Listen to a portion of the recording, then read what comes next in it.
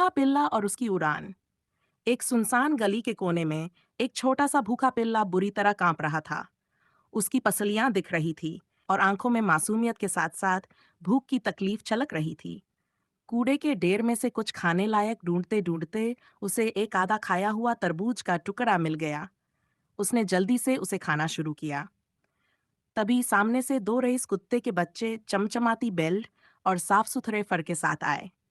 उनके मुंह में महंगी आइसक्रीम थी। उन्होंने भूखे पिल्ले को देखा और हंसते हुए बोले, अरे देखो, ये तरबूज खा रहा है जैसे कोई राजा हो।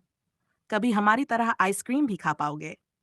उनका मजाक सुनकर वह पिल्ला चुपचाप सिर झुकाकर अपना बचा हुआ खाना खाने लगा, लेकिन अंदर कुछ टूट रहा था और कुछ बन भी रहा था। एक संकल्प।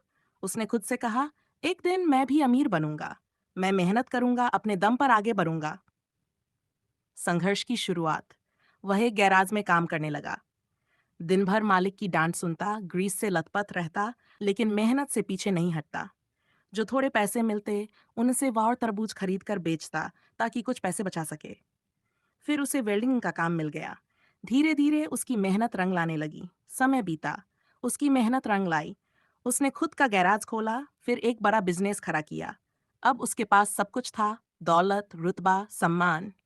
सफलता की मिठास। एक दिन वह एक मॉल गया, ब्रांडेड कपड़े खरीदे। बाहर निकला तो उसे वही पुराना गैराज दिखा जहां से उसकी मेहनत की कहानी शुरू हुई थी। उसने एक आइसक्रीम खरीदी और मजे से खाने लगा। तभी सामने वही दो रईस कुत्ते के बच्चे, जो अब बड़े हो चुके थे, उसे देखकर दंग, वही पिल्ला है। अरे! लेकिन अब परिस्थितियां बदल चुकी थीं।